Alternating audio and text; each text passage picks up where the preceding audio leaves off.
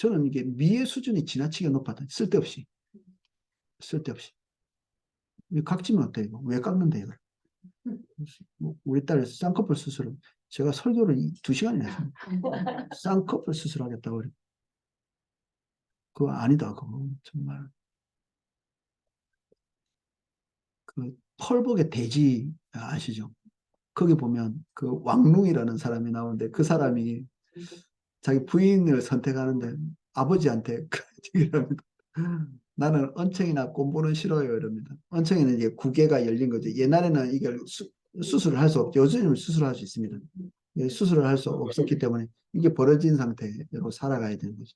이 음식 같은 것도 잘 못 먹고 그리고 얼굴이 막 이렇게 얼었다든지 이렇게 심하게 이제 두 종류만 외에는 다 괜찮다는 얘기죠. 근데 별로 안 이쁜 여자랑 사는데 만족. 이렇게. 그 여자랑 같이 이제 살죠. 행복하게. 근데 끝에 이제 돈 생기고 이러면서 또 이게 또 못된 짓도 하지만 그게 그 사람들의 미적 기준인데 제가 볼 때는 그 정도면 되는 것 같아요. 그 정도. 그 정도면 된다.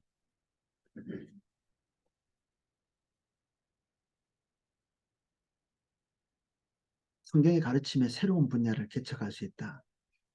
성경 읽으면 사람들이 잘 이렇게 주목하지 않는 부분이 눈에 띌 때가 많거든요. 예, 그런 것들이 너무 재밌기도 해요. 어떤 분, 아, 이 부분에 대해서 이렇게 생각할 수 있구나. 이렇게. 아, 부동산 문제에 대해서 이렇게 생각하면 좋겠구나. 주식의 문제에 대해서도 이렇게 결론 내리면 좋겠구나. 뭐, 제가 학자 같으면 한번 연구도 해볼 텐데, 이제 그런 것들 언뜻 생각만 하고 넘어갈 때가 많습니다.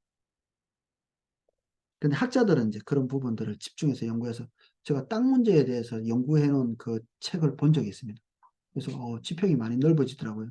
성경에서 땅 문제에 대해서 얘기하고 있는 그게 그거 연구한 사람이 그 과거에 토지 공개념 그 법을 국회에 제출했거든요. 성경에서는 땅의 문제를 이렇게 한다.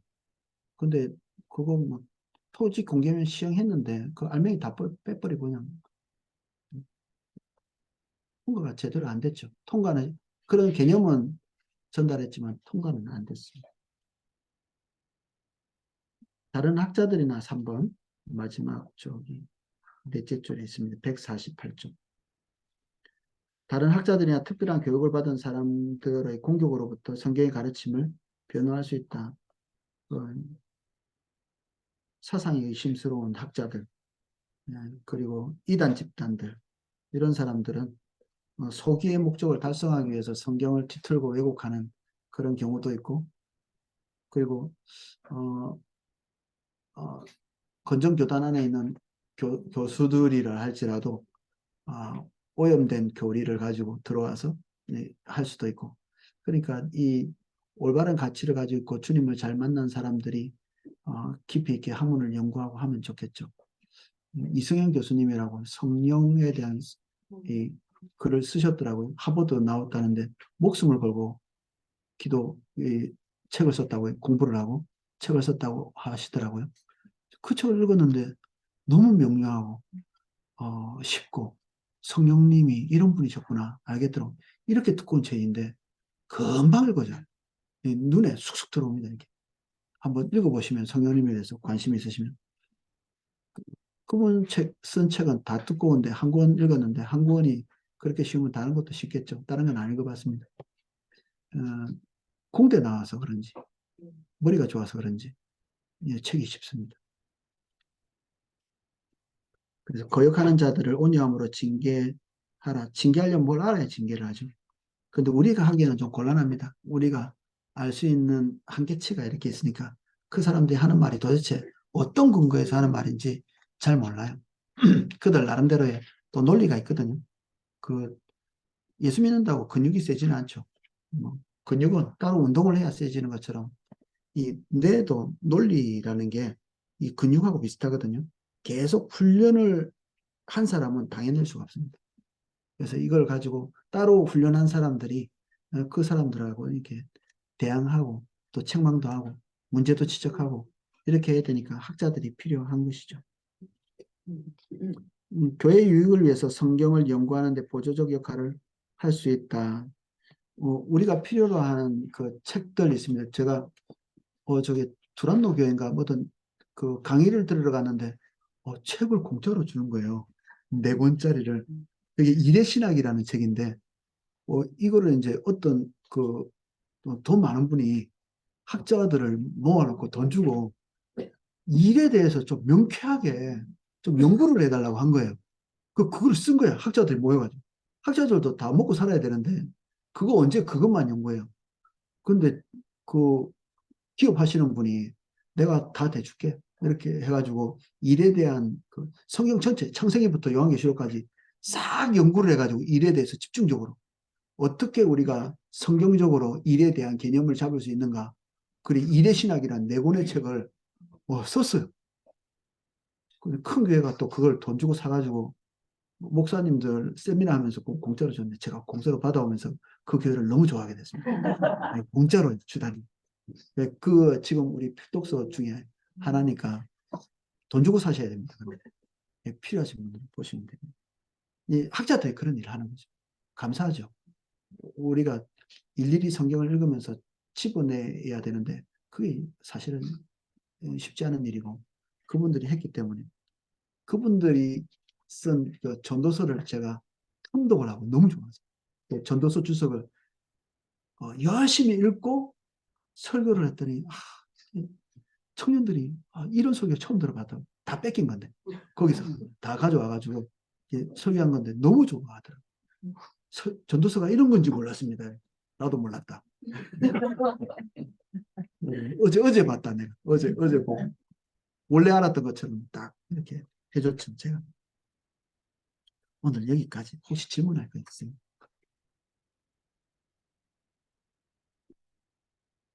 예. 주경 신학에서 주의 주석 그 주자가 무슨 뜻인가요? 성경 말하는 거죠. 경전. 추측입니다. 그 한문을 제가 본 적은 없는데 주해, 주경 이렇게 추가 푼다는 뜻인가? 제가 한번 알아볼게요. 제가 한문에 대해서 하도 늘 듣던 말이라 제가 주목을 못 해봤네요. 그러면 제가 기도하고 마치도록 하겠습니다. 밥 먹으러 가야 되겠네요. 주님, 하나님의 신비에 속한 이 깊고 넓고 큰 하나님의 진리가 이해될 수 있도록 우리에게 주셔서 감사드립니다.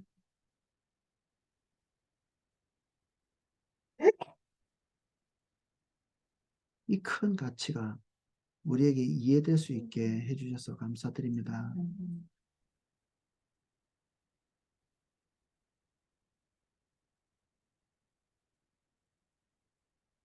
주님의 기대를 따라 우리가 이 성경에 더 접근할 수 있도록 도와주십시오. 더 성실함으로 성경을 읽고 연구하고 묵상할 수 있도록 인도해 주세요. 성경 읽을 때마다 주님께서 행하신 일을 높이게 해 주십시오. 예수님 이름으로 기도합니다. 아멘.